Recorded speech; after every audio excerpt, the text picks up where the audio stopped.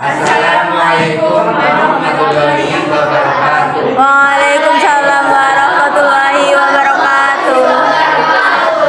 Kami dari kelompok 4 akan mempresentasikan hasil kerja kelompok kami yang beranggotakan Muhammad Akin Prasetyo, absen 1. Diajak Putri Islamiyah absen 10, Eliadis Manurdiana absen 12. Tika Iwanira absen 30. Di sini kelompok kami akan mempresentasikan sejarah perlawanan rakyat Makassar.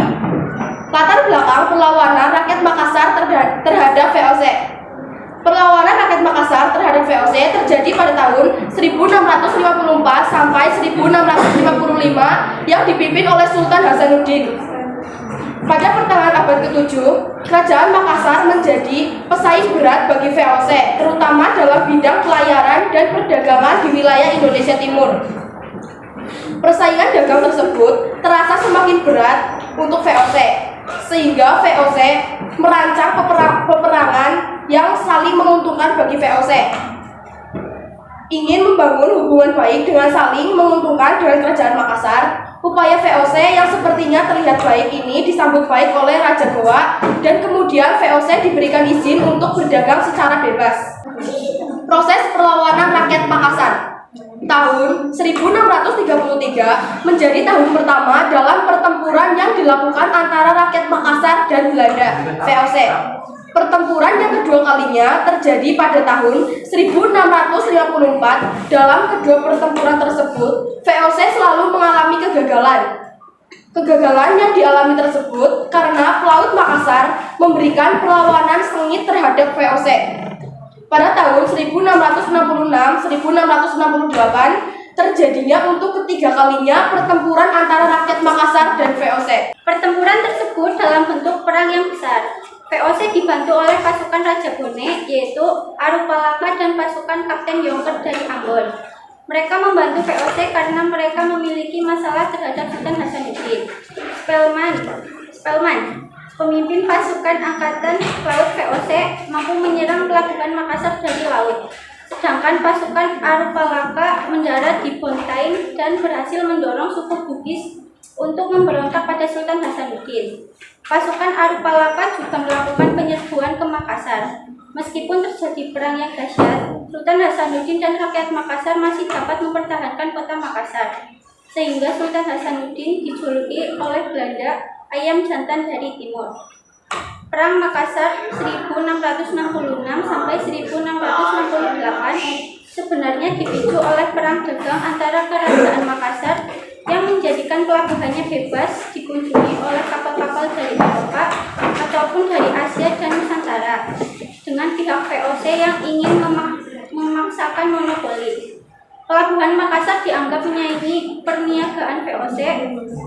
Keinginan VOC untuk mengontrol jalur perniagaan laut ditolak oleh Sultan Hasanuddin.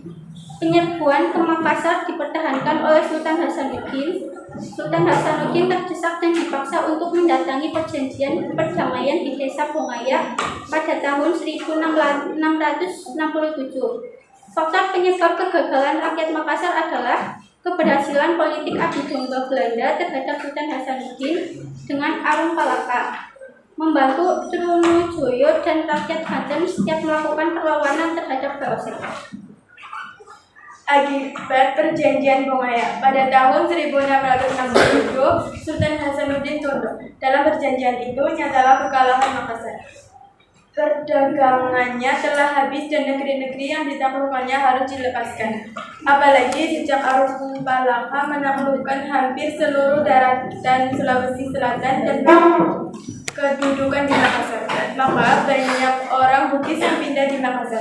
Sejak itu pula penjajahan Belanda mulai tertanam secara penuh di Indonesia. Makassar sebagai ibu kota kerajaan Goa mengalami pengalihan baik dari segi penguasaan maupun perkembangannya.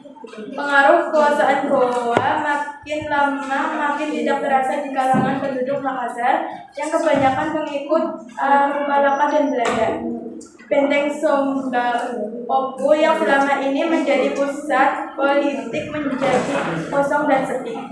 Akibat lain dari perjanjian ini adalah semua hubungan dengan orang-orang Makassar di daerah ini harus diputuskan. Bagi VOC, orang-orang Makassar merupakan para pengacau dan penyulut kekacauan karena hubungan Sumbawa dan Makassar yang telah berjalan lama. Pada tahun 1695, orang-orang Makassar melakukan pelarian dalam jumlah besar ke daerah Manggarai. Bahkan perpindahan orang-orang Makassar itu telah berlangsung sejak tahun 1669. Setelah kerajaan Goa ditaklukkan VOC dan ditandatanganinya perjanjian Bongaya pada tahun 1667. Tokoh pertempuran Makassar, Sultan Hasanuddin. Sultan Hasanuddin merupakan raja yang memerintah kerajaan Makassar. Beliau juga merupakan pemimpin dalam pertempuran besar antara rakyat Makassar dengan VOC. Tokoh VOC, Cornelis Spilman, Kapten Jonker, Arun Palaka. Akhir perlawanan, Sultan Hasanuddin tidak berhasil mematahkan ambisi Belanda untuk menguasai Makassar. Sultan Hasanuddin terdesak dan dipaksa untuk mendatangi perjanjian Bongaya pada tahun 1667. Isi perjanjian Bongaya sebagai berikut. Belanda memperoleh monopoli dalam rempah-rempah di Makassar. Belanda mendirikan benteng pertahanan di Makassar. Makassar harus melepaskan daerah kekuasaannya berupa daerah di luar Makassar. Dampak positif dan negatif. Dampak positif, semangat juang yang menjadi tauladan bagi putra-putri bangsa Indonesia untuk tetap mempertahankan hak Indonesia dan menghargai jasa para pahlawan. Dampak negatif, penandatangan secara paksa perjanjian Bongaya oleh Sultan Hasanuddin yang tidak sesuai dengan hati nurani rakyat Makassar. Perjanjian ini sangat merugikan rakyat Makassar karena Sultan Hasanuddin harus mengakui pemerintahan dan kekuasaan VOC serta harus menyerahkan benteng ujung pandang kepada Belanda dan benteng-benteng lainnya harus dihancurkan. Wilayah Makassar dipersempit hingga Goa dan tertutup bagi orang asing. Mengaku Arun Palaka sebagai Raja Bonek dan harus membayar ganti kerugian perang. Peninggalan benteng Portrodegran. Sekian presentasi dari kelompok kami. Assalamualaikum warahmatullahi wabarakatuh.